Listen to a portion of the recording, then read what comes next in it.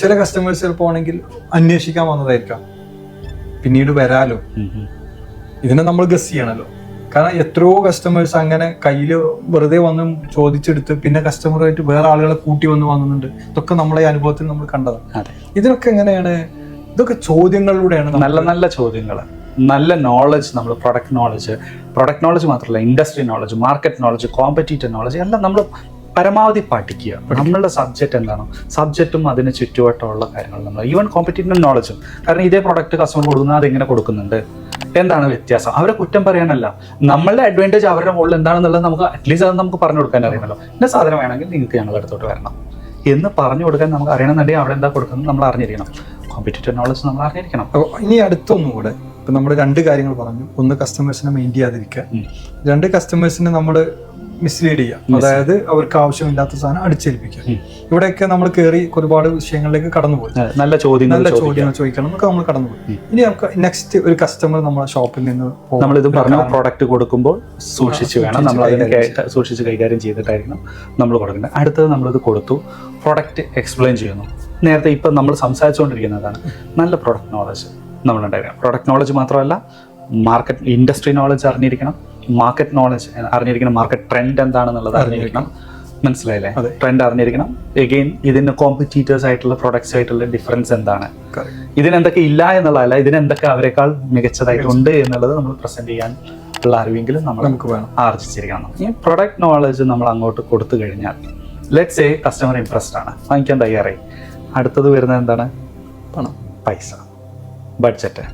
Pricing വരുന്ന സമയത്ത് നമ്മൾ ഒരിക്കലും പ്രൊഡക്റ്റിനെ മാത്രമായിട്ടല്ല പുഷ് ചെയ്യേണ്ടത്. ആ പ്രൊഡക്റ്റ് എന്താണെന്ന് കസ്റ്റമർ അറിഞ്ഞു, മനസ്സിലാക്കി, കസ്റ്റമർക്ക് ഇഷ്ടപ്പെട്ടു.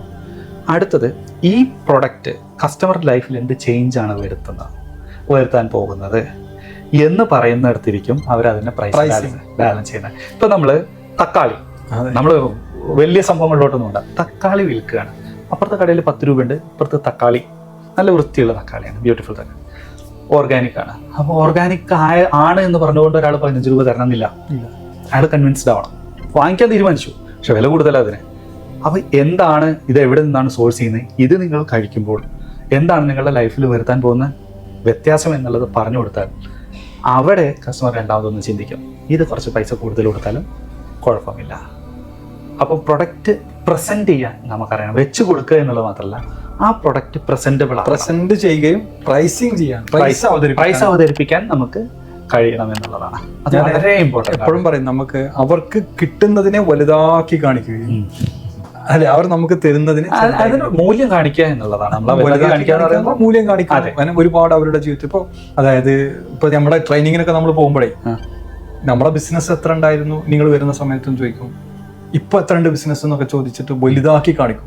അതായത് നമ്മൾ അന്ന് ബിസിനസ് പോകുമ്പോൾ 1-2 ഷോപ്പ് ഉണ്ടായിരുന്നെങ്കിൽ ഇപ്പൊ 6-7 ഷോപ്പിലേക്ക് പോയി നമ്മളെ നീപ്പിച്ച് നിർത്തിയിട്ട് ഇതാ ഇങ്ങനെ വന്നത് കൊണ്ട് ഇത് ഇങ്ങനെ ആയി ഇതൊക്കെ പറഞ്ഞ് നമ്മളെ വെച്ച് കച്ചവടം ചെയ്യും. ഞാൻ നല്ല അറിവുള്ള ഒരാളോട് എന്നെ ഇങ്ങനെ ഒരു പരിപാടിയിൽ വെച്ച് ചെയ്തു എന്ന് പറഞ്ഞപ്പോൾ അദ്ദേഹം എന്നോട് തിരിച്ചു ചോദിച്ചതെന്ന് അറിയാം, അനീഫ് നിന്റെ കയ്യിൽ നിന്നാണല്ലോ ഞാൻ ആ ടെലഫോൺ വാങ്ങിച്ചത്, ആ 4000 രൂപയുടെ ടെലഫോൺ, ഇത് വെച്ചിട്ട് ഞാൻ എത്ര പൈസ ഉണ്ടാക്കിയിട്ടുണ്ടെന്നാണ്.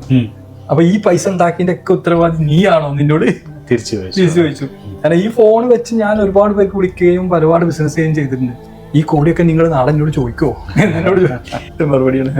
അപ്പൊ നമ്മൾ പറഞ്ഞു വന്നത്, നമ്മുടെ പ്രൊഡക്റ്റ് നമുക്ക് ഏറ്റവും ബെസ്റ്റ് വേയിൽ അവർക്ക് പ്രസന്റബിൾ ആക്കണം എന്നുള്ളതാണ്. അപ്പം പല പ്രൈസിങ് സ്ട്രാറ്റജീസ് ഉണ്ട്. സൈക്കോളജിക്കൽ പ്രൈസിങ് ഉണ്ട്, പെനിട്രേഷൻ പ്രൈസിങ് ഉണ്ട്, പിന്നെ ഒരുപാട് സ്ട്രാറ്റജീസ് ഉണ്ട് നമുക്ക് അഡോപ്റ്റ് ചെയ്യാൻ പറ്റാവുന്നത്. അപ്പോൾ ആ പ്രൈസിങ് സ്ട്രാറ്റജീസ് പഠിച്ച ഒരാൾക്ക് ഇത് എളുപ്പമാണ്. അതെ, പഠിക്കാത്ത ആളുകൾക്ക് അവർക്കത് പഠിപ്പിക്കുക എന്നുള്ളതാണ് നമ്മൾ ഫോണിലൊക്കെ ചെയ്യാറുണ്ട് കേട്ടോ. ഇപ്പോൾ iPhone 15 Pro Max ആണ് ഇപ്പോൾ ഉള്ളതെങ്കിൽ അതിനിപ്പോൾ 4000 ദിർഹംസ് വില ഉണ്ടെങ്കിൽ ഇനി 16 വരുന്ന സമയത്ത് വളരെ ഈസിയാണ് നമുക്ക് അവരെ കൺവിൻസ് ചെയ്യാം. കാരണം അദ്ദേഹം പഴയൊരു ടെക്നോളജി കയ്യിൽ വെച്ചിരിക്കുന്ന ആളാണ്. 15 പുതിയൊരു ടെക്നോളജിയിലേക്ക് മാറാൻ അദ്ദേഹത്തിന് വലിയൊരു ഇൻവെസ്റ്റ്മെന്റ് ചെയ്യേണ്ട ആവശ്യമില്ല എന്ന് നമുക്ക് പറഞ്ഞു കൊടുക്കാം. കാരണം എന്താണ്, ഞങ്ങൾ ആ 15 Pro Max ഇങ്ങോട്ട് പർച്ചേസ് ചെയ്യും, പിന്നെ അതിന്റെ മുകളിൽ ഒരു 1000 ദിർഹംസ് ആയിരിക്കും ആഡ് ചെയ്യേണ്ടി വരിക. നമ്മൾ ആ 1000 ദിർഹംസ് ഒരു വർഷത്തിനല്ലേ എന്ന് ചോദിക്കും അടുത്തത്. അപ്പൊ നിങ്ങൾക്ക് ഒരു ദിവസം എത്ര വരുന്നത്? 365 ഹരിച്ചു കഴിഞ്ഞാൽ പ്രസന്റേഷൻ ഒരു ദിവസം 3 ദിർഹംസ് ചെലവഴിച്ചാൽ നിങ്ങൾ ന്യൂ ജെന്നായി, പഴയ ആ കാലത്ത് പുതിയ ആളായി. മാത്രമല്ല ലേറ്റസ്റ്റ് ഫോണാണ് കയ്യിലിരിക്കുന്നത്. നിങ്ങൾ അവരുടെ ലൈഫിൽ വരുത്തുന്ന ആ മൂല്യമാണ്, ആ വാല്യൂ ആണ്. ഈ ഉദാഹരണം എന്തിനു പറഞ്ഞു? ഇത് ഏത് ബിസിനസ്സിലും പറ്റും. നമുക്ക് എന്താണ് അവർ നമുക്ക് തരുന്നതിനെ ചെറുതാക്കുകയും അവർക്ക് കൊടുക്കുന്നതിനെ വലുതാക്കി കാണിക്കുകയും അങ്ങനെ നന്നായിട്ട് സിമ്പിൾ ആയിട്ട് പ്രൈസ് നമുക്ക് ചെയ്യാൻ പറ്റും, പ്രൈസിങ് അവതരിപ്പിക്കാൻ പറ്റും. ഇത്തരത്തിലുള്ള മെത്തഡോളജികളൊക്കെ നമ്മൾ ഉപയോഗിക്കണം. നമ്മൾ പറയാറുണ്ട് ഇത് പ്രൈസ് അല്ല, ദിസ് ഇസ് ആൻ ഇൻവെസ്റ്റ്മെന്റ്. കാരണം ഈ പൈസ നിങ്ങൾ ഇൻവെസ്റ്റ് ചെയ്യുമ്പോൾ നിങ്ങൾക്ക് ഇത്ര മൂല്യം നിങ്ങൾക്ക് കിട്ടുന്നുണ്ട്, നിങ്ങളുടെ പ്രസ്റ്റീജ് ലെവല് നെക്സ്റ്റ് ലെവലിലോട്ട് കയറുകയാണ്. അതിന്റെ വാല്യൂ ഡിഫറൻറ്റ്. ഇതൊന്നും തമാശക്ക് പറയില്ല, ഇത് ശരിക്കും ചിന്തിക്കുന്ന ആളുകളുണ്ട്. ലേറ്റസ്റ്റ് ഒരു സാധനം ടെക്നോളജിയിൽ ഇറങ്ങിക്കഴിഞ്ഞാൽ അത് അന്ന് കൈകാര്യം അത് കയ്യിൽ വന്നാലേ അദ്ദേഹം ഈ ലോകത്തിന് പറ്റുന്ന ഒരാളാവുള്ളൂ നിലയ്ക്കുള്ള ആളുകളുണ്ട് ഇവിടെ. അവരെ മുമ്പിലേക്കാണല്ലോ നമ്മൾ ഇത് അവതരിപ്പിക്കുന്നത്. ഇതിങ്ങനത്തെ ആളുകൾ ഇഷ്ടംപോലെ ഉണ്ട്. അപ്പൊ ഏത് ബിസിനസ്സിലും ഇതൊക്കെ ഇംപ്ലിമെന്റ് ചെയ്യാവുന്നേ ഉള്ളൂ.